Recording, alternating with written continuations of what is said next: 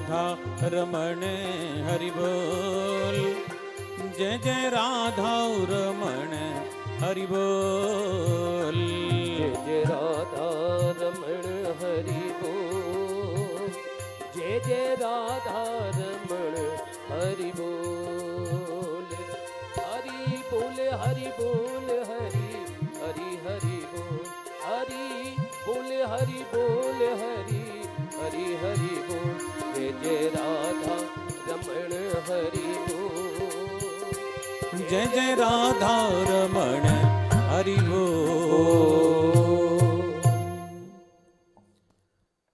जय जय श्री राधे।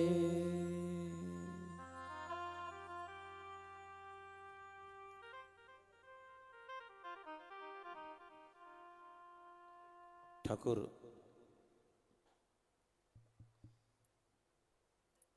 बालकृष्ण लाल की पावन कृपा से पूज्य माँ जी के पावन आशीर्वाद से श्री भक्तमाल कथा आज षष्ठ दिवस। थोड़ा 5 मिनट थोड़ा गड़बड़ी हो गया। वृंदावन एक छोटा टाउन है, यहाँ बड़ी नेट की प्रॉब्लम रहती है। आप तो बम्बई जैसे शहर में रहते हैं जहाँ पर बड़े बड़े टावर लगे हुए हैं, यहाँ व्यवस्थाएं कम हैं, साधन कम हैं, फिर भी कोई उम्मीद नहीं थी। लेकिन जैसे ही पूज्य माँ जी का नाम लिया और तुरंत नेट चालू हो गया और कथा चालू हो गई। श्री राधे माँ सोसाइटी दिल्ली के और भारतवर्ष के समस्त भक्तों के सहयोग से एक कार्यक्रम चल रहा है।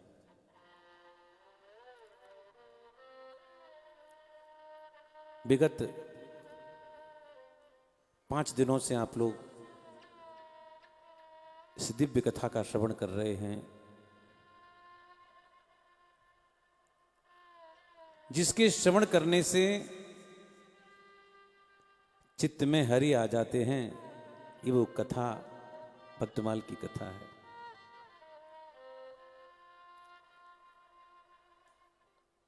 भगवान के एक भक्त भक्तमाल में कथा आती है। देवा पंडा जी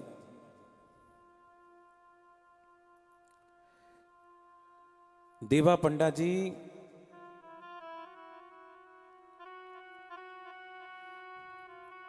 राजस्थान में जो राणा हुए उनका एक कुल मंदिर था भगवान नारायण चतुर्भुज का।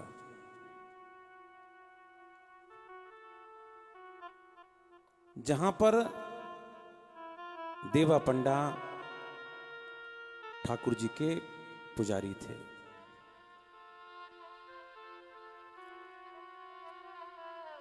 बंधुओं, ठाकुर की सेवा वो व्यक्ति कर सकता है। बेटा बहुत चंचल है बच्चा तू, बेटा मोबाइल बाहर ले जा।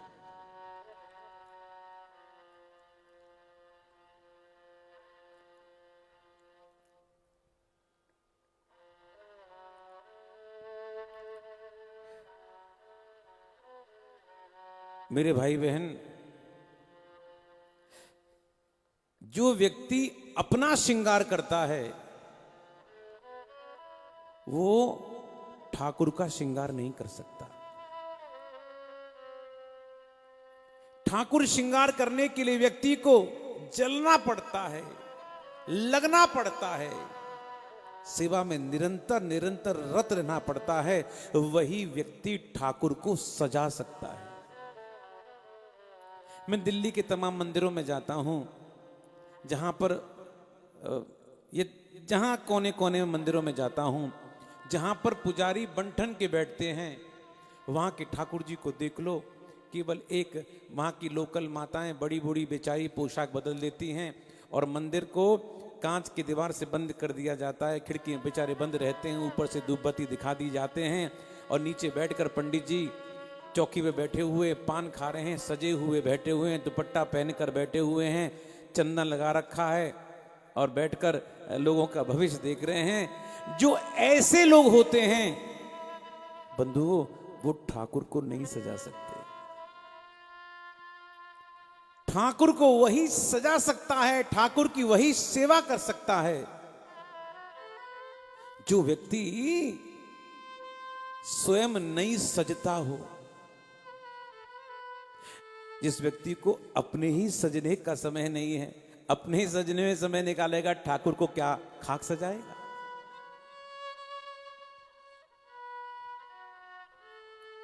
इसलिए बंधुओं, ठाकुर सेवा इतनी आसान नहीं है, करना इतना आसान नहीं है।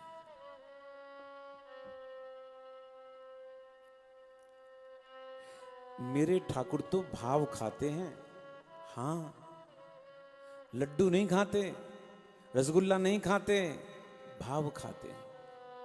भाव से ठाकुर को व्यक्ति कुछ भी परोस दे, ठाकुर खा लेते हैं।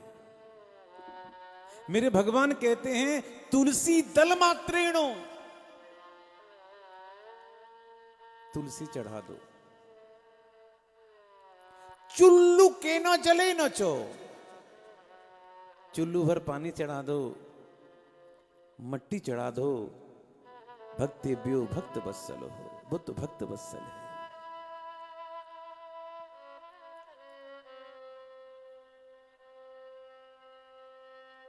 श्री देवा पंडा जी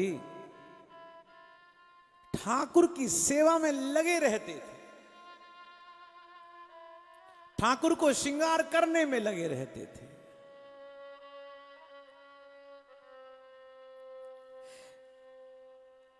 एक हमारे दिल्ली के एक प्रेमी हैं विकास जी, उनके यहाँ एक बांके बिहारी जी हैं, तो विकास भैया रोजाना बिहारी जी का श्रृंगार कर कर मुझे उसका चित्र भेजते हैं रोज।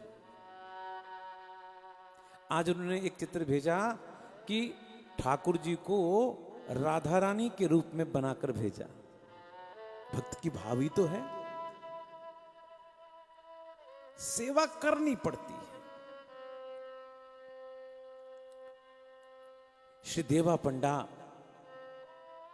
ठाकुर की सेवा में लगे रहते थे और जो राणा जी जो थे उनका नियम था कि रोज जब ठाकुर जी का पट बंद होता था उससे पहले आरती में आते थे, ठाकुर का दर्शन करते थे, चरणामृत लेते थे और ठाकुर जी की जो प्रसादी जो माला जो थी वो देवा पंडा जी रोज राजा को गले में पहनाते थे, यानी ठाकुर जी का आशीर्वाद देते थे। देखो,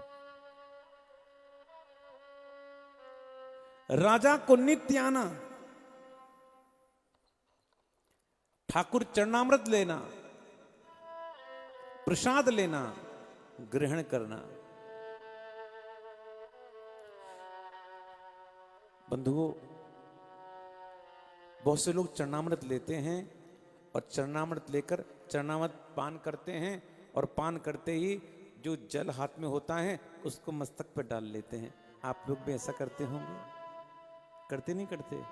करते होंगे। ये गलत है। चरणामृत पीने का तरीका है, चरणामृत माथे पर कौन सा लगाया जाता है? जैसे मैंने जल हाथ में लिया, देखना, और बहुत से लोग मुंह लगाते हैं, लेकिन जो चरणामृत लेने के जो लोग अभ्यासी होते हैं वो मुंह नहीं लगाते, ऊपर से ही लेते हैं। देखो, हमारा हाथ तो हमारा मुंह तो हाथ पे लगा नहीं, तो ऐसा जल लगा सकते हैं। और जो लोग हाथ को मुंह पर चुबाते हैं फिर चरणामृत लेते हैं, उस जल को सिर पे नहीं लगाया जाता, अपराध हो जाता है। समझ गए होंगे। और प्रसाद मिले, प्रसाद लेते ही तुरंत भक्षण कर लो। प्रसाद मात्रेण भक्षणम, प्रसाद लेते ही तुरंत भक्षण करना चाहिए, प्रसाद लेते ही तुरंत ग्रहण कर लेना चाहिए। बहुत से क्या कहते हैं कि भैया आज हमारा व्रत है ना, लड्डू रख लेते हैं, कल खा लेंगे। अगर उस प्रसाद में लड्डू की बुद्धि है तो मत खाओ। और एकादशी भी है अगर तुम्हारी, उस लड्डू में तुम्हारी प्रसाद की बुद्धि है, तुम खा लो, तुम्हारा व्रत भंग नहीं होगा। ये प्रसाद की महिमा है। लड्डू की बुद्धि नहीं होनी चाहिए, उसमें तो प्रसाद की बुद्धि होनी चाहिए कि ये प्रसाद है, और प्रसाद मात्रेण भक्षणम, तुरंत भक्षण कर लो। ये मत सोचो कि ये खोए का है कि व्रत में चलेगा नहीं चलेगा, बिल्कुल नहीं। प्रसाद बुद्धि है तो ले लो, और प्रसाद बुद्धि है तो बिल्कुल मत लो।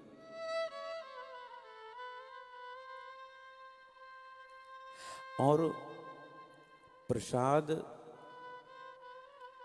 किनका मिल जाए वो ही बहुत है। किनका समझते हैं? छोटा सा, थोड़ा मिल जाए। मैं अमृतसर में कथा कर रहा था, दरबार साहब मत्था टेकने के लिए गया, तो जब मत्था टेक कर लौटते हैं तो वहाँ के लोग बड़े भाव से हलवे का प्रसाद देते हैं, और ऐसे हलवे का प्रसाद लिया जाता है। जब मैं पहुँचा तो बिल्कुल बस उसने परात को समेट कर प्रसाद दे दिया, और मैं प्रसाद पा के निकला तो जो पीछे और बड़े वैष्णव संत लोग आ रहे थे, देखा कि उन्होंने कि वो प्रसाद लेकर लोग जा चुके हैं, तो जो चम्मच से जो व्यक्ति दे रहे थे तो एक छोटा छोटा नीचे गिरा पड़ा था। मैंने देखा वैष्णव लोग नीचे का छोटा उठाकर भाव से प्रसाद पा रहे थे। ये है प्रसाद बुद्धि। ऐसी प्रसाद बुद्धि होनी चाहिए, तभी प्रसाद जो है चमत्कार करता है। राणा का रोज नियम था मंदिर में आना, प्रसाद लेना, और ठाकुर जी की प्रसादी माला देवा पंडा जी राजा को पहनाते थे। एक दिन क्या हुआ,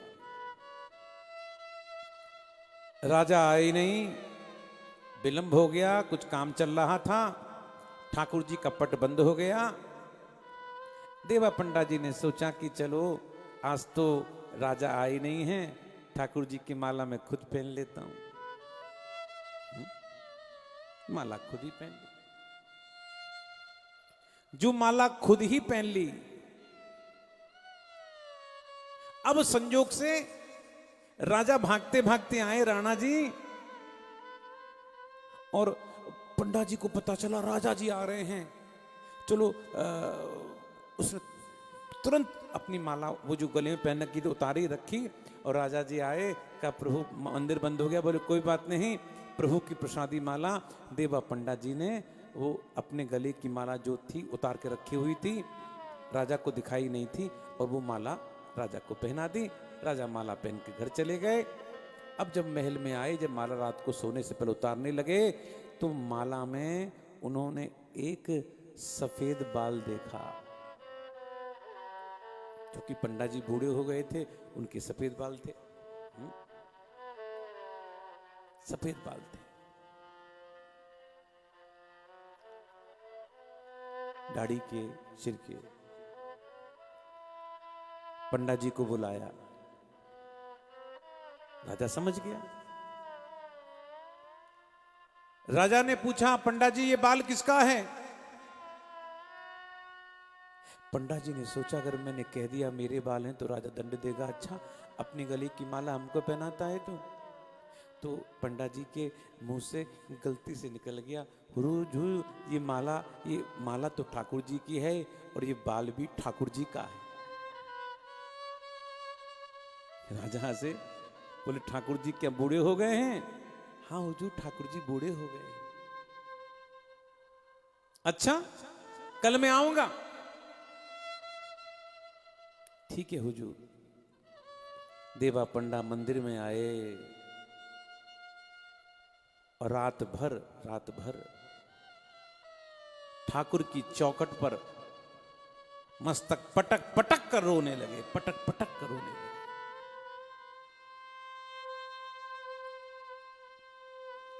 हे प्रभु मुझसे गलती हो गई, मैंने जिंदगी भर आपकी सच्चे दिल से सेवा की है, आज मुझसे गलती हो गई प्रभु। और अगर राजा सुबह आएंगे और राजा को अगर ऐसा नहीं दिखा तो प्रभु कल से मैं आपकी सेवा में हाजिर नहीं हो पाऊंगा, क्योंकि पता है फिर मेरा जीवन समाप्त हो जाएगा। रोने लगे, रोने लगे। बंधुओं, एक बात आपसे कहूं, जीवन में कभी परेशानी आए ना, दो के सामने रोना, या तो भगवान के सामने रोना या किसी संत या सदगुरु के चरणों में बैठकर रोना। मैं सुनता हूं, मैं देखता हूं, पूज्य मां जी के चरणों में बड़े बड़े दूर से लोग आते हैं, अपना दुख अर्पण करते हैं, प्रणाम करते हैं, और मां आशीर्वाद देती है और व्यक्ति सुखी होकर जाता है। इसलिए देश के कोने कोने में पूज्य मां जी के भक्त हैं और इस समय बड़े ध्यान से कथा का श्रवण कर रहे हैं। चाहे लंदन वाले भैया हों, चाहे हमारे पानीपत वाले भैया हों। मेरा मुलाकात नहीं हुई पानीपत वाले भैया से, लेकिन बहुत सुना है आपके बारे में। गुड़गांव में भी रहते हैं। कश्यप जी को तो मैं जानता हूँ अच्छी तरह से, बम्बई के भक्तों को फिर भी मैं जानता हूँ। पूरे एक सोसाइटी के पूरे एक ट्रस्टीगण हैं, सभी लोग बड़े भाव से जुड़े हुए हैं इस कथा को कराने में, सबके भाव में है। और कल नंदी बाबा से बात हो रही थी, मां के आशीर्वाद से वहां गुरुद्वारे में रजन कितने कुंटल गेहूं दिया जा रहा है, दाल दिया जा रहा है, आटा दिए जा रहे हैं, ये सब सेवाएं चल रही हैं। ऐसी बस्तियां हैं बम्बई में जहां पर बेचारे भूखे बैठे हुए हैं। ऐसी बस्तियों में लोग जा जाकर वहां पर भोजन पहुंचा रहे हैं मां की आज्ञा से। ऐसी सेवाएं निरंतर चलती रहती हैं। हालांकि मुझे मना किया है इनको बताने के लिए, लेकिन मेरे दिल का भाव है, मुझ पर रुका नहीं जा रहा। मैं कह रहा हूं तो मुझे क्षमा भी करेंगे। केवल इसलिए कह रहा हूं, लोगों को प्रेरणा लेनी चाहिए। इस प्रकार के संत बहुत कम धरती पर हैं जो दूसरों के लिए भी सोचते हैं। केवल दो के चरणों में बैठकर रोना, या तो संत के चरणों में रोना या भगवंत के चरणों में बैठकर रोना। अगर संसारियों के लिए रोगे ना, संसारियों के सामने रोगे, तो मैं सच कहता हूं वो केवल और केवल आपकी मजाक उड़ाएंगे, केवल मजाक उड़ाएंगे। अपनी दिल का रोना केवल और केवल संत के चरणों में, सदगुरु के चरणों में निवेदन करना, वो उसका समाधान करेंगे।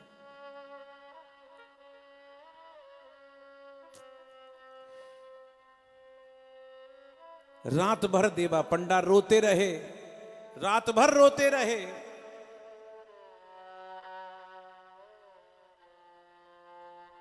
और बंधुओं, भगवान सब कुछ सहन कर सकते हैं, लेकिन अपने भक्तों की आंखों में आंसू सहन नहीं कर सकते,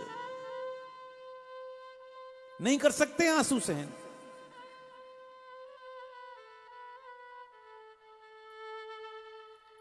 कहते हैं ध्रुव जी जब तपस्या कर रहे थे, ध्रुव जी के सामने भगवान आ गए, लेकिन ध्रुव जी आंखें नहीं खोलते हैं, क्योंकि ध्रुव जी के हृदय के अंदर भगवान की झांकी है। भगवान सोच रहे हैं बड़ी विचित्र बातें हैं, बड़ी विचित्र बात है।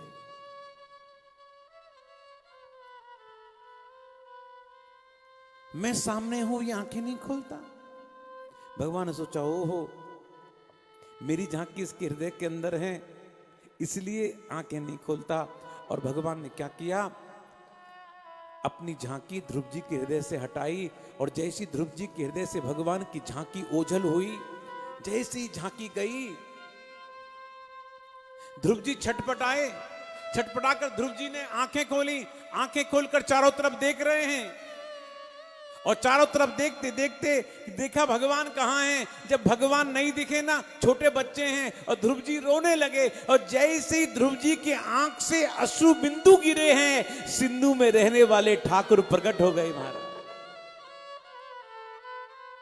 ध्रुव जी ने कहा, बोले प्रभु एक बात बताओ, एक बात बताओ प्रभु,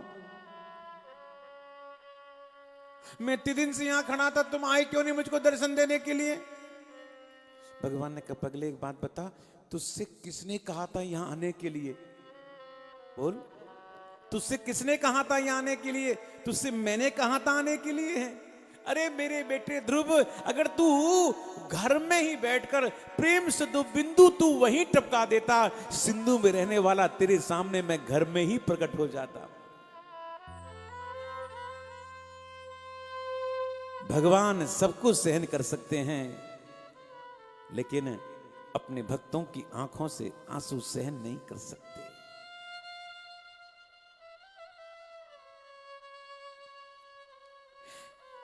कहते हैं बंधुओं,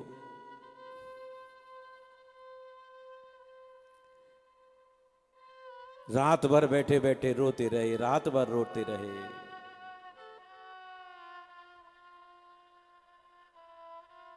सुबह राजा आए और राजा की उपस्थिति में जैसी मंदिर खोला गया, भगवान के केश जो थे और दाढ़ी के बाल सब सफेद थे। राजा को लगा कि ये नकली है, ये नकली है, लगा रखे हैं। और जैसी देवा पंडा, वो तो देवा पंडा ने जैसी देखा प्रभु का, आहा प्रभु तूने कृपा कर दी, वो तो रोने लगे, ठाकुर जी को देखकर रोने लगे, पछाड़ खाकर गिर पड़े।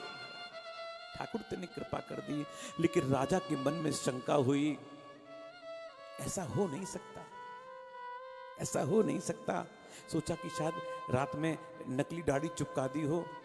तो राजा जैसे ही दाढ़ी के बाल को खींचने के लिए गया, और जैसे ही राजा ने दाढ़ी के बाल को खींचा, खून का फुब्बारा निकला है और ठाकुर जी ने अपनी नाक ऊपर कर ली। खून का फुब्बारा निकला और ठाकुर जी ने अपनी नाक ऊपर कर ली, दर्द के मारे ठाकुर। और जैसी खून का फुब्बारा देखा, राजा तो पछाड़ खाकर गिर पड़ा। ठाकुर के चरणों में गिर पड़े, प्रभु क्षमा कर दो, गलती हो गई, गलती हो गई। पंडा जी के चरणों में गिर पड़ा, महाराज मुझे क्षमा कर दो।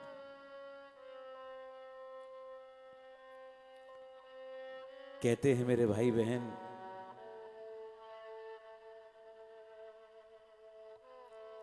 राजा को श्राप लगा, ये दंड है राजा तुझको, आज के बाद तू कभी मेरा दर्शन करने के लिए मंदिर में मत आना। बंधुओं, इतिहास गवाह है, और जो जो गद्दी पर बैठा उनके बाद वो चाहकर भी कभी मंदिर में दर्शन करने नहीं आ पाया।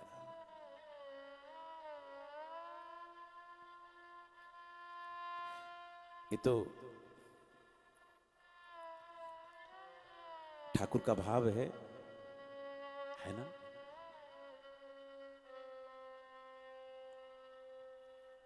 इसलिए बंधुओं, जिस पे चाहे उस पे तुम शंका कर लो, लेकिन ठाकुर की लीलाओं पर, लेकिन ठाकुर के भक्तों पर कभी शंका नहीं करना। हमारे भारतवर्ष में इतने न जाने कैसे कितने कितने महात्मा लोग हैं जो प्रत्यक्ष में भी रहते हैं, अप्रत्यक्ष में भी रहते हैं। हमारे लोग, दुनिया के लोग टीका टिप्पणी करने में लगे रहते हैं, लेकिन उन संतों की महानता है कि उन सबको हृदय से क्षमा कर देते। मैंने उस दिन बताया था, संतों के लक्षण तितिक्षवा, सब कुछ सहन कर लेते हैं, सबका भला होना चाहिए, सबका भला हो, सबका भला हो। इस संतों की विशेषता है। मैं रोज चेष्टा करता हूं कि एक किसी ब्रज के भक्त का चरित्र मैं सुनाऊं, क्योंकि मैं, अब यकीन मानना, साल में मैं बहुत भागवत कहता हूं, 32-36 भागवत कहता हूं, और भक्तमाल कथा को भी झूम के सुनाता हूं, राम कथा भी कहता हूं। भक्तमाल के बाद आप सब लोग राम कथा सुनेंगे।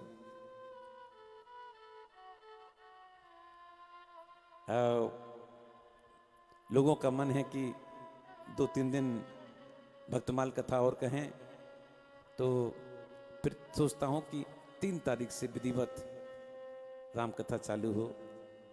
2-3 दिन लोगों का, हमारे भक्तों का भाव है, बहुत आनंद से कथा सुनने हैं भक्तमाल की, ये कथा मिलती नहीं है।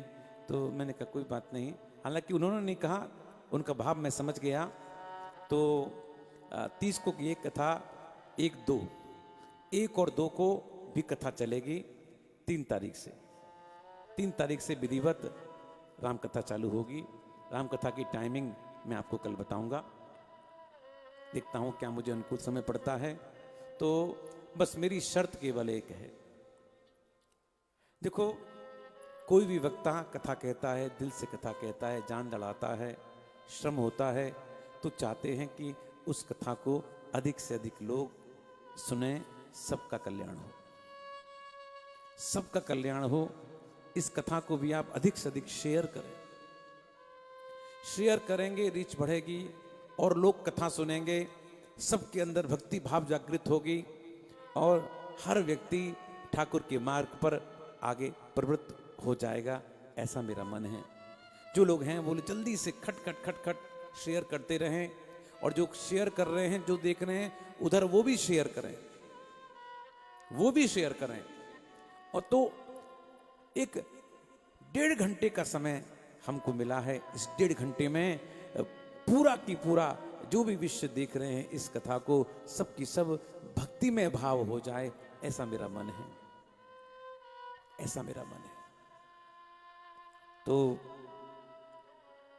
1 और 2 दिन में भक्तमाल और कहूंगा, मतलब 30 को समाप्त होनी थी, 2 दिन और बढ़ाऊंगा, और 3 तारीख से विधिवत, सुबह भी और शाम को भी। महेश भैया जाने नहीं दूंगा आपको, चिंता मत करना, है ना। तो विधिवत राम कथा का दर्शन आप लोग करेंगे, राम कथा श्रवण करेंगे। एक ब्रज के भक्त हुए श्री ध्रुवदास जी महाराज, जिनका की पीरियड जो समय था 1653 से लेकर 1743 तक,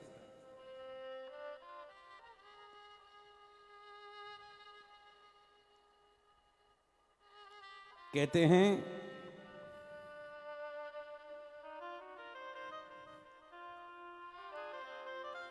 भगवान के वंशी के अवतार श्री हित महाप्रभु, हित हरिवंश महाप्रभु, उनके तीसरे पुत्र श्री गोपीनाथ जी से आप ये दीक्षित थे, उन्हीं के कृपा पात्र थे और उन्हीं की सेवा में रहे। देखना,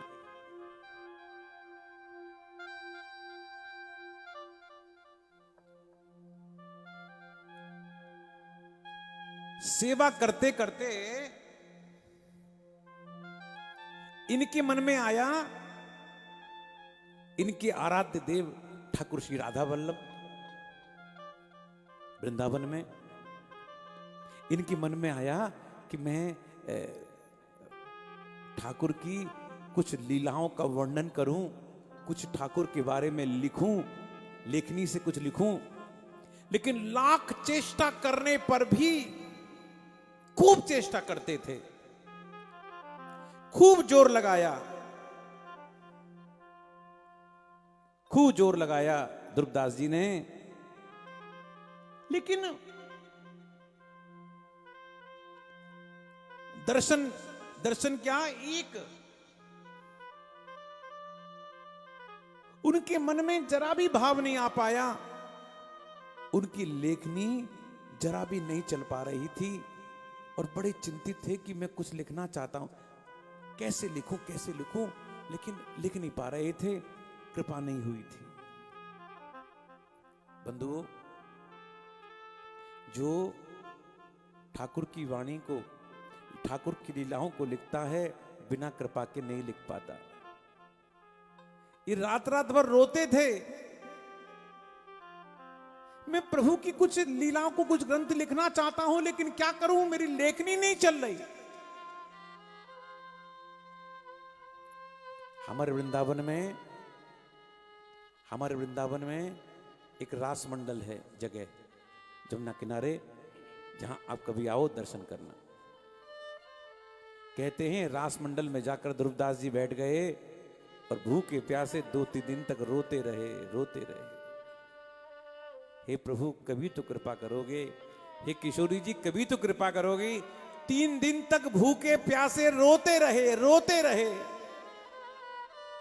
अचानक तीसरे दिन राधा रानी प्रकट हुई है, दर्शन दिए। ध्रुवदास, किशोरी जी, क्या मुझ पर कृपा होगी? माथे पर हाथ रखा, हाँ ध्रुवदास, अब तुम जो चाहते हो वो तुम प्राप्त कर पाओगे। दर्शन मिला, राधा रानी की कृपा प्राप्त हुई, और कृपा प्राप्त होते ही उन्होंने कई ग्रंथ लिखे, जिसमें 42 लीला नाम का एक ग्रंथ है, बड़ा प्रसिद्ध, जो लोग वाणी का पाठ करते हैं, जो राधा वल्लभ की सेवा में रहते हैं, या जिनको समाज गायन का जरा भी अभ्यास है, और जो अनन्य भक्त हैं राधा वल्लभ के, वो इस ग्रंथ का नाम जरूर सुना होगा। इस ग्रंथ को उन्होंने देखा भी होगा, पढ़ा भी होगा। रसिकों का ये परम ग्रंथ है 42 लीला। यह अद्भुत ग्रंथ है, समस्त भगवान की लीलाओं का वर्णन है। इतना ही नहीं, जमुना किनारे इनकी कुटिया थी, और जब ठाकुर जब वन विहार से जब लौटते थे ना, सच्ची घटना बता रहा हूं, जब वन विहार से जब लौटते थे तो ठाकुर जी का नियम था कि रोज बाबा ध्रुवदास जी के यहाँ पर आते थे, और जो कुछ भोजन बना होता था वहां भगवान पाकर ही मंदिर आते थे। ये नियम था। जैसे चैतन्य महाप्रभु समुद्र स्नान कर कर जब लौटते थे, तो रास्ते में नामनिष्ठ यवन हरिदास, उसकी कुटिया में महाप्रभु आते ही आती थे, और यवन की कुटिया से होकर तब महाप्रभु जगन्नाथपुरी भगवान का दर्शन करने मंदिर में जाते थे। यानी समुद्र स्नान कर कर नामनिष्ठ, जो इतने लाख नाम रोज लेता था यमन हरिदास, उसके पास में स्वयं महाप्रभु आते थे। ये ध्रुवदास जी महाराज, जिनके पास स्वयं ठाकुर जी आते थे और अपने हाथ से प्रसाद पाते थे। इनको दर्शन हुए, जय जय, इसको दर्शन हुए, और नित्य भगवान की लीला का गान करते करते अंत में ठाकुर जी के चरणों में ही इनका वास हो गया। लेकिन कुछ भक्त ऐसे होते हैं, वो भगवान से झगड़ा करते हैं, लड़ते हैं, बोले प्रभु एक बात तो बताओ, आप सबको दर्शन देते हो, इनको देते हो, उनको देते हो, लेकिन मेरा क्या दोष है? मेरा क्या दोष है? मुझको तुम दर्शन क्यों नहीं देते हो? प्रभु, जब दिल में तुम ही तुम हो तो दुराव क्यों करते हो? प्रभु दर्शन दो ना।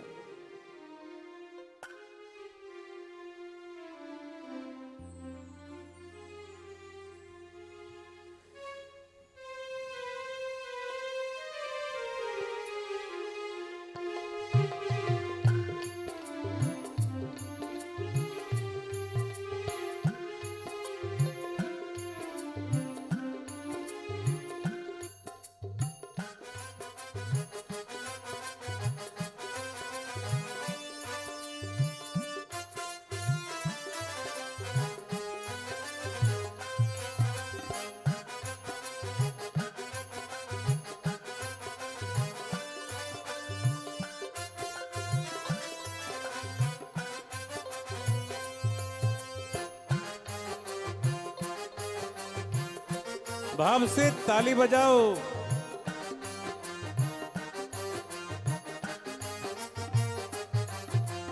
जलवा दिखाने वाले मुख पर नकाब क्यों है? जलवा दिखाने वाले मुख पर नकाब क्यों है? जलवा दिखाने वाले मुख पर नकाब क्यों है? जलवा दिखाने वाले मुख पर नकाब क्यों है? जलवा दिखाने वाले मुख पर नकाब क्यों है? जलवा दिखाने वाले मुख पर नकाब क्यों है? जलवा दिखाने वाले मुख पर नकाब क्यों है? जब दिल में तुम ही तुम हो फिर ये दुराव क्यों है? जब दिल में तुम ही तुम हो फिर ये दुराब क्यों है? जलवा दिखाने वाले।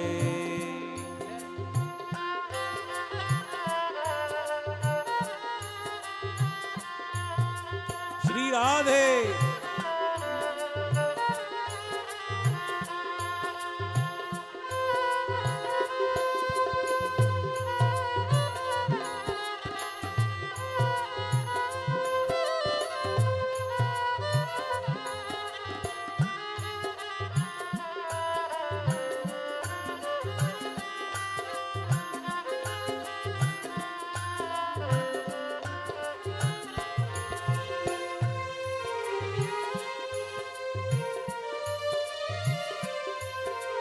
मैंने तो यही सुना था तुम हो दया के सागर। मैंने तो ये सुना था तुम हो दया के सागर। मैंने तो यही सुना था तुम हो दया के सागर। मैंने तो ये सुना था तुम हो दया के सागर। गणिका से कुछ न पूछा मुझको जवाब क्यों है? गणिका से कुछ न पूछा मुझको जवाब क्यों है? गणिका से कुछ न पूछा मुझको जवाब क्यों है? गणिका से कुछ न पूछा मुझसे जवाब क्यों है? जलवा दिखाने वाले मुख पर नकाब क्यों है? जलवा दिखाने वाले मुख पर नकाब क्यों है? जलवा दिखाने वाले मुख पर नकाब क्यों है? जलवा दिखाने वाले मुख पर नकाब क्यों है? जब दिल में तुम ही तुम हो फिर ये दुराब क्यों है? जब दिल में तुम ही तुम हो फिर ये दुराब क्यों है? जलवा दिखाने वाले।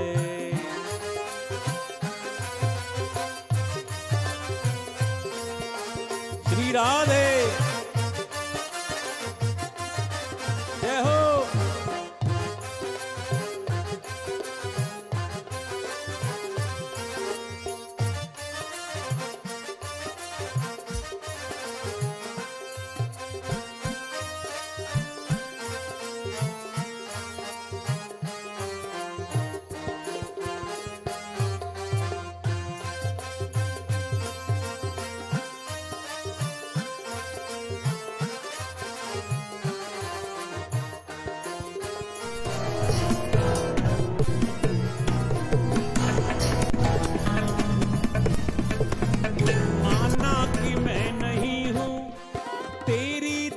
के काबिल, माना कि मैं नहीं हूँ तेरी दया के काबिल, माना कि मैं नहीं हूँ तेरी दया के काबिल, माना कि मैं नहीं हूँ तेरी दया के काबिल। लाखों को तुमने तारा मुझसे हिसाब क्यों है, लाखों को तुमने तारा मुझसे हिसाब क्यों है, लाखों को तुमने तारा मुझसे हिसाब क्यों है, लाखों को तुमने तारा मुझसे हिसाब क्यों है। जलवा दिखाने वाले मुख पर नकाब क्यों है? जलवा दिखाने वाले मुख पर नकाब क्यों है? जलवा दिखाने वाले मुख पर नकाब क्यों है? जलवा दिखाने वाले मुख पर नकाब क्यों है? जब दिल में तुम ही तुम हो फिर ये दुराव क्यों है? जब दिल में तुम ही तुम हो फिर ये दुराब क्यों है?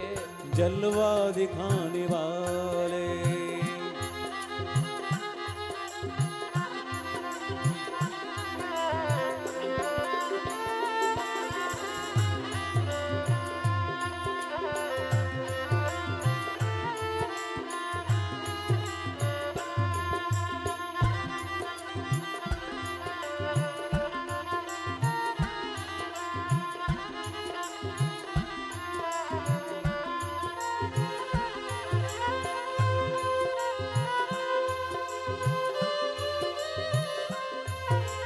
जिसको भी तुमने चाहा उसको गले लगाया। जिसको भी तुमने चाहा उसको गले लगाया। जिसको भी तुमने चाहा उसको गले लगाया। जिसको भी तुमने चाहा उसको गले लगाया। सबका नसीब अच्छा मेरा खराब क्यों है? सबका नसीब अच्छा मेरा खराब क्यों है? सबका नसीब अच्छा मेरा खराब क्यों है? सबका नसीब अच्छा मेरा खराब क्यों है? जलवा दिखाने वाले मुख पर नकाब क्यों है? जलवा दिखाने वाले मुख पर नकाब क्यों है? जलवा दिखाने वाले मुख पर नकाब क्यों है? जलवा दिखाने वाले मुख पर नकाब क्यों है? जब दिल में तुम ही तुम हो फिर ये दुराब क्यों है? जब दिल में तुम ही तुम हो फिर ये दुराब क्यों है? जलवा दिखाने वाले मुख पर नकाब क्यों है? जलवा दिखाने वाले मुख पर नकाब क्यों है? जलवा दिखाने वाले मुख पर नकाब क्यों है? जलवा दिखाने वाले। जिसको भी तुमने चाहा उसको गले लगाया। बोलो। जिसको भी तुमने चाहा उसको गले लगाया। जिसको भी तुमने चाहा उसको गले लगाया। जिसको भी तुमने चाहा उसको गले लगाया। सबका नसीब अच्छा मेरा खराब क्यों है? सबका नसीब अच्छा मेरा खराब क्यों है? जलवा दिखाने वाले मुख पर नकाब क्यों है? जलवा दिखाने वाले मुख पर नकाब क्यों है?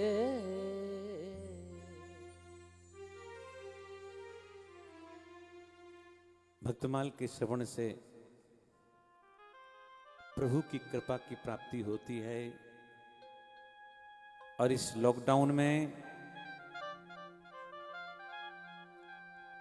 किसी भक्त का एक फोन आया कल बंबई से ही, गुजराती परिवार था।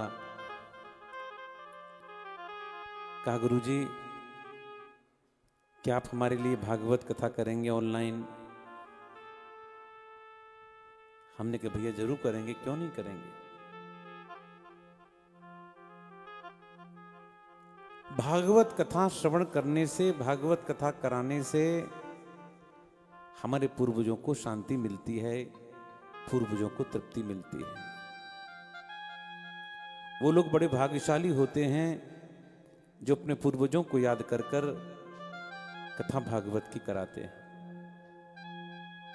कई लोगों के संपर्क नंबर आ रहे हैं, मेरा नंबर इसमें चल रहा है, आप संपर्क मुझसे भी कर सकते हैं या आप नंदी बाबा से संपर्क कर सकते हैं। जरूर आपकी सेवा होगी, आप जरा भी चिंता नहीं करें। कल ये कथा का विश्राम होने वाला था, 1 और 2 को भी भक्तमाल कथा करूंगा। 3 तारीख से विधिवत राम कथा प्रारंभ होगी, जिसके समय का वर्णन कौन समय होगा ये मैं आपको कल बताऊंगा। भगवान के एक भक्त हुए जिनका नाम श्री बिल्वमंगल जी था।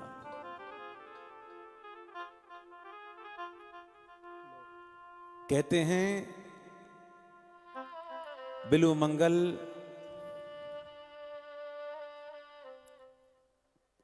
दक्षिण प्रांत की कृष्णा वीणा नदी के पास में ही रहते थे।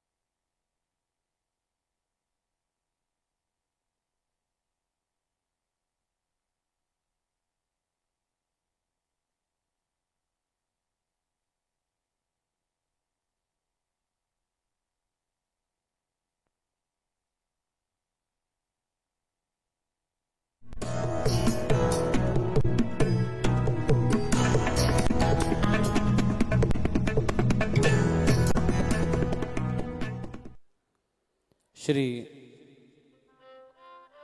भगवान के भक्त श्री बिल्वमंगल जी हुए। बिल्वमंगल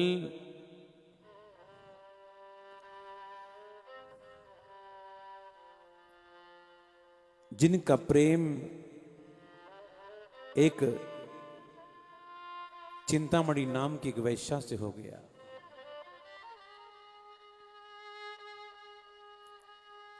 दिन रात तो चिंतामणि वैश्या के यहीं पर पड़े रहते।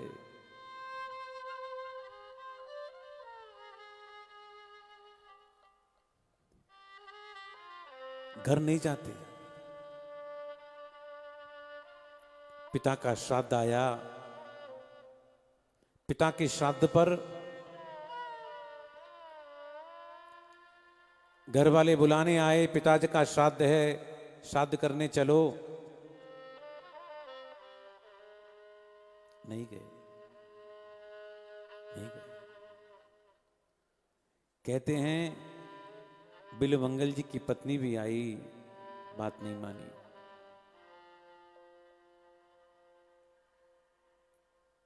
जब चिंतामणि ने कहा बिल्वमंगल से, सुनिए जी, पिता का श्राद्ध है, आप चले जाओ, लौट के आ जाना। चिंतामणि की बात मानकर बिल्वमंगल जी गए हैं। पिता का श्राद्ध करने के लिए श्राद्ध कर कर जब लौटने लगे, देरी हो गई, रात हो गई। नदी में पानी आ गया था, कैसे पार करें? तो एक मुर्दा बहता हुआ जा रहा था। मुर्दे को पकड़कर उस पर बैठकर नदी पार करी। रात का समय था, सन्नाटा था, सब लोग सो रहे थे।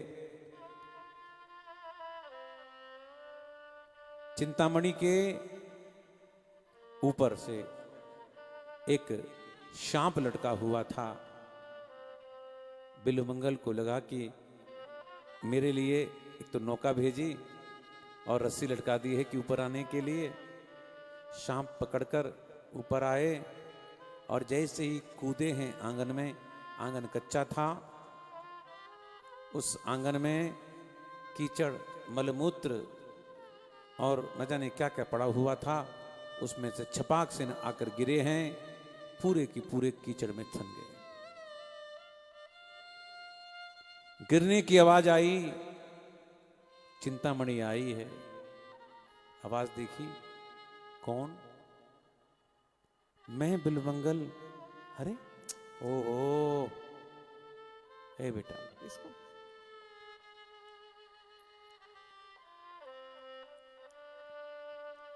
मैं बिल्वमंगल, तो इतनी रात गए? बोले कि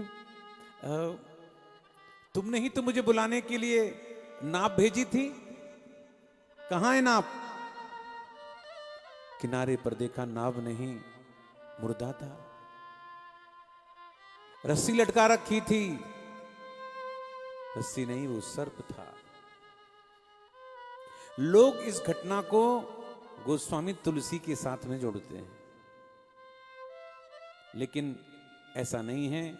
तुलसीदास के साथ में घटना नहीं है, ये घटना बिल्वमंगल के साथ में है।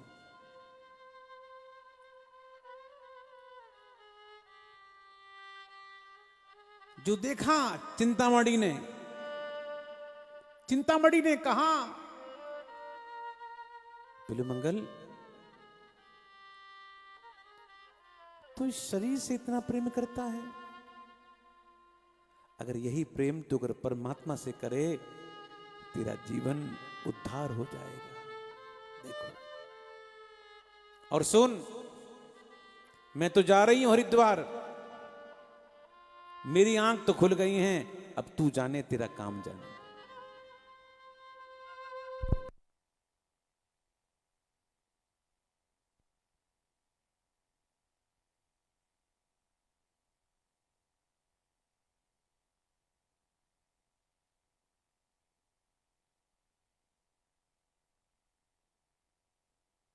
अगर भगवान भी बोलते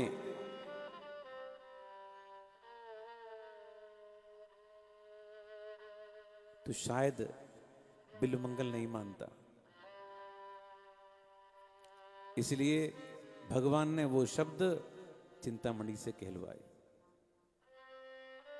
आप लोग एक लौकिक कथा सुनते हो लैला मजनू की, बड़ी प्रसिद्ध है, फिल्म भी बहुत आई है। और आज फिल्म पर मुझको बात याद आई, भारतीय सिनेमा के बहुत अच्छे अभिनेता आदरणीय इरफान खान नहीं रहे। जब दोपहर में मुझे पता चला, बहुत दुख हुआ। एक बहुत उम्दा कलाकार थे, जिनको हम हृदय से श्रद्धांजलि देते हैं। और ऐसे कलाकार से देश को बहुत ख्याति, देश को बहुत नुकसान हुआ है कला के क्षेत्र में। अभी कुछ दिन पहले उनकी मां का देहांत हुआ था जयपुर में, लेकिन लॉकडाउन की वजह से बेचारे जा नहीं पाए थे। पिछले कई दिनों से, कई साल से वो कैंसर से पीड़ित थे और बड़े परेशान थे। उनकी last film English medium I थी, जो कि लॉकडाउन से पहले 2-3 दिन के बाद फिर बंद हो गई लॉकडाउन की वजह से। बड़े प्रेम से पिक्चर बनाई उन्होंने। उनका अंतिम संदेश भी मैं सुन रहा था, तो आज बहुत आघात पहुंचा उस अभिनेता के जाने पर। तो हम लोग लैला मजनू की कथा सुनते हैं, कहते हैं वो मजनू लैला लैला बोलता था, लाइला लाइला लाइला। उसको सिद्धि की प्राप्ति हो गई। उसके पास में अल्लाह के बंदे आए, मजनू पड़ा हुआ था। फरिश्तों ने कहा, मजनू तुमको हम लेने आए हैं। कहां? खुदा ने बुलाया है। मजनू कहता है, कौन सा खुदा? मेरा खुदा से कोई काम नहीं, मेरा खुदा से कोई मतलब नहीं। अरे खुदा को नहीं जानते जिसने सारे जहां को बनाया है? ठीक है बनाया है, तो मैं क्या करूं? तुमको सिद्धि की प्राप्ति हुई है, तुम कुछ जन्नत में लेने के लिए मैं आया हूं, चलो मेरे साथ में। जानते हो मजनू ने क्या कहा? मुझे तुम्हारे खुदा से कोई काम नहीं है, जाकर बोलना अपने खुदा को, अगर काम हो तो मैं नहीं आऊंगा, वो मेरे पास में आ जाए। और सुनो, अपने खुदा से कहना, अगर मेरे पास में आना हो तो खुदा बनकर नहीं, मेरी लैला बनकर आए। ये था प्रेम। और यही बात अगर भगवान भी कहते बिलमंगल से, तो बिलमंगल को बात हजम नहीं होती। लेकिन आज भगवान ने कृपा कर कर उस वैश्या जिसे वो प्रेम करता था, चिंतामणि से बात कहलवाई। तब बस वो वैश्या चिंतामणि चल दी हरिद्वार की ओर, और बिलमंगल चल दिए वृंदावन की ओर। सोमगिरी महात्मा थे, सोमगिरी महात्मा से उन्होंने दीक्षा ली। दीक्षा लेकर चल रहे थे, वृंदावन जा रहे थे। अब देखना, जीवन की एक घटना और घटी। एक गांव पड़ा। गांव में एक बहुत सुंदर युवती पानी भर रही थी। उन्हें उसके हाथ से पानी पिया। वो पानी लेकर जा रही थी, उसके पीछे पीछे बिलमंगल जी चल दिए। घर के बाहर आकर खड़े हो गए। वो साध्वी स्त्री थी, अंदर चली गई, गेट बंद कर लिया। उसके पति ने पूछा क्या हुआ, तो कहा कि ऐसे ऐसे कोई महात्मा पीछे है मेरे। पति भी सदग्रस्त था, बड़े भाव से बुलाकर लेकर आया, चरण पूजे हैं, बैठाया। पत्नी से कहा, अतिथि आए हैं, हमको उनका अभिष्ट पूरा करना चाहिए। बस पति के कहने पर वो साध्वी पत्नी श्रृंगार कर कर, और जैसे ही बिलमंगल के पास में आई है, चरणों में बैठी। बिलमंगल ने उसको देखा, देखकर एक बात कही, क्या तुम मुझको 2 सुई लाकर दे सकती हो? सोचा सुई पता नहीं क्यों मांग रहे हैं। सुई लाकर दी, और जैसी सुई आई, बिलमंगल ने सुई लेकर अपनी दोनों आंखों को फोड़ लिया। आंखें फूट गईं, आंख से रक्त की धारा निकल रही। ये क्या किया आपने? उसका पति भी आ गया। मैंने घर छोड़ दिया, लेकिन इन आंखों से मैं पाप करने जा रहा था। ना आंख रहेंगी, ना पाप होगा। मुझ जैसे पापी की यही दशा होनी चाहिए। गृहस्थी ने पैर पकड़ ली, बाबा मत जाओ, हम आपकी सेवा करेंगे, यहीं रहो। नहीं नहीं, मुझको जाना है। रोते रोते कृष्ण कृष्ण कहते हुए वृंदावन की ओर चल दिए। और वृंदावन में आकर बाबा भटक से रहे थे। और कृष्ण को जो सच्चे दिल से पुकारता है, कृष्ण तो किसी न किसी रूप में आ ही जाता है।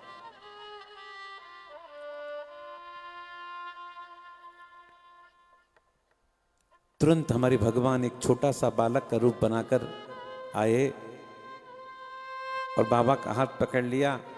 बाबा कहां जानो चाहे तू? लाला तू कौन? बाबा ब्रजवासी बालक हूं मैं, निकल के जा रहा हूं। तुमसे पूछी कहां जाना चाहता है बाबा तू? वृंदावन जाना चाहता हूं। अब आवाज को वृंदावन छोड़ देता हूं। वो छोटा बालक वृंदावन में जैसे ही लेकर पहुंचा बाबा को, देखो ठाकुर का स्पर्श तो पता चलता है। बाबा ने कहा तू कौन है?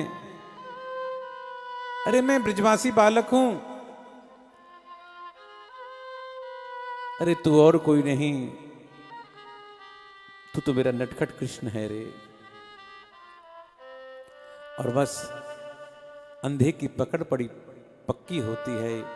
और भगवान जैसे हाथ छुड़ाकर जाने लगे, बिलवंगल रोते रोते कहते हैं, हाथ छुड़ाए जात हो निवल जान के मोए, हृदय से जब जाओगे तब मानूंगो तो। हाँ कृष्ण कहकर गिरे हैं, तुरंत जो हैं प्रिया प्रीतम श्री राधा गोविंद प्रकट हो गए। महाराज प्रकट हो गए, बिलमंगल को दर्शन हो गए। आंखें अंधी थी, आंखें ठीक कर दी, दर्शन हो गए प्रिया प्रीतम के। बड़े भाव से दर्शन करने लगे, चरणों में गिर पड़े, दर्शन देकर जाने लगे।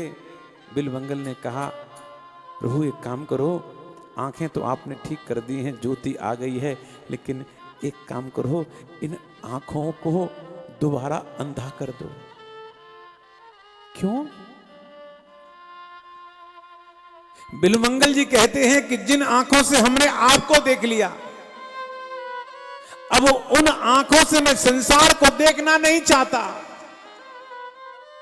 जिस आंखों से आपके रूप को देख लिया, अब संसार की गंदगी को मैं देखना नहीं चाहता। बस आपके ही रूप को निहारना चाहता हूं, आपके रूप को ही देखना चाहता हूं।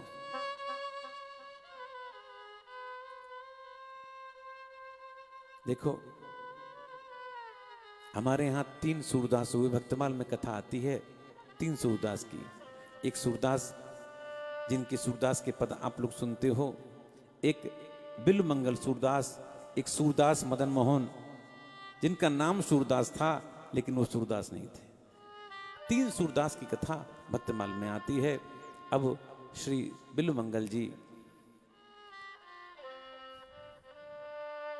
वृंदावन में आए और निधवन में रोज ठाकुर जी को बढ़िया पद सुनाते थे। कृष्ण कर्णामृत उनका अद्भुत ग्रंथ है बिल्वमंगल जी का। कभी मौका मिले उस ग्रंथ को जरूर पढ़ना, कृष्ण कर्णामृत। रोज ठाकुर जी को पद सुनाते थे और गोसाई जी प्रसन्न होकर श्री बिल्वमंगल जी को दूध भात का दोना देते थे। दूध भात समझते हैं? हमारे बिहारी जी में भोग लगता है ठाकुर जी को, अधोटा दूध होता है। अधोटा समझते हैं कि जब बहुत दूध को घोटते घोटते जब कम रह जाता है, अधोटा बोलते हैं। उसमें फिर चावल डाले जाते हैं, खीर बनाई जाती है, उसको दूध भात बोलते हैं। और आज मैं दूध भात की चर्चा कर रहा हूं। आज बिहारी जी की बड़ी कृपा, आज बिहारी जी से दूध भात का भोग ही आया था और आज दोपहर में दूध भात ही मैंने पाया। और देखो संयोग से वही जो मैं दूध भात पा रहा था तो मुझको बिल्वमंगल की कथा याद आ रही थी। ऐसे बिल्वमंगल ठाकुर जी को पद सुनाते थे और ठाकुर जी गोसाई जी जो है कृपा कर कर उनको दूध भात का दोना देते थे। मैं दूध भात पा रहा था और मुझको बिहारी जी की छवि नजर आ रही थी और आज वही चरित्र आज मैं कह रहा हूं। और कहते कहते उधर जो वैश्या जो थी चिंतामणि वृंदावन में आई, उसे पता चला बिल्वमंगल वृंदावन में ही हैं। ढूंढती ढूंढती पहुंची, बिल्वमंगल आवाज पहचान गया। कौन? चिंतामणि। अरे तू मेरी प्रथम गुरु है, अगर तेरी वाणी नहीं लगती तो आज मुझको प्रभु का दर्शन नहीं होता। गोसाई जी इनको भी दूध भात का दोना आप दो। जब देने लगे चिंतामणि भी चिंतामणि थी। चिंतामणि कहती है गोसाई जी मैं आपके हाथ से नहीं लूंगी। किसके हाथ से लोगी? मैं तो बिहारी जी के हाथ से ही लूंगी। और चिंतामणि ने ठाकुर को रिझाया है। जो ठाकुर को रिझाया और ठाकुर रीझ गए, मेरे बांके बिहारी रीझ गए चिंतामणि पर। गुसाई जी को इशारा कर कर भगवान ने स्वयं दिया और भगवान के हाथ से चिंतामणि ने दूध भात का दोना चिंतामणि ने भी ग्रहण किया। बिलमंगल भगवान की लीलाओं का गान करते हुए बांके बिहारी के चरणों में लीन हुए और बिलमंगल की समाधि वृंदावन में है। जहाँ से मैं कथा कह रहा हूँ वहाँ के बिल्कुल नज़दीक बिलमंगल की समाधि है। जब कभी मौका मिले वृंदावन में आना, उस पवित्र स्थान का दर्शन जरूर करना जहाँ पर बिलमंगल की समाधि है। उस स्थान के बड़े वाइब्रेशन हैं। वहाँ जाकर कृष्ण भक्ति के वाइब्रेशन प्राप्त होते हैं। ये उस स्थान की महिमा है। भक्तमाल में भक्तों के चरित्र, अद्भुत चरित्र हैं। कल किसी भक्त का फोन आया, बोले गुरुजी आप जल्दी कथा बंद कर देते हो, आप तो निरंतर कथा कहते ही रहो, हम सुनते रहें। यही अच्छी बात है। कथा के प्रति भाव होना ये बहुत अच्छी बात है। और कथा के प्रति ललक बना रहना। बोले गुरुजी हमको रोज इंतजार रहता है कब 4 बजे। हम तो 3:45 बजे ही फेसबुक खोलकर बैठ जाते हैं। अच्छी बात है। ये कृष्ण कथा के पीछे कृष्ण भक्ति की लालसा आप में नजर आती है। ये बहुत बड़ा प्रमाण है। क्योंकि आप लोगों के ऊपर पूज्य माँ जी की बड़ी कृपा है, उन्हीं का आशीर्वाद है। और माँ के आशीर्वाद से ही ये सब काम संपन्न हो रहे हैं। हमारे जितने भी दिल्ली, बंबई, दुनिया के जितने भी माँ के भक्त हैं, उन सब के लिए माँ का आशीर्वाद है। वृंदावन की ठाकुर जी आप पर कृपा करें और ऐसे ही आप लोग कथा का श्रवण करते रहें। बस अंत में यही कहूँगा, घर में रहिए, सुरक्षित रहिए, लॉकडाउन रहिए, व्यस्त रहिए, मस्त रहिए और भगवान के ध्यान में लगे रहिए और जितनी हो सके सेवा कीजिए लोगों की।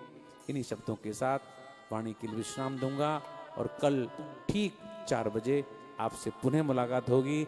जय जय श्री राधे। बहुत बढ़िया।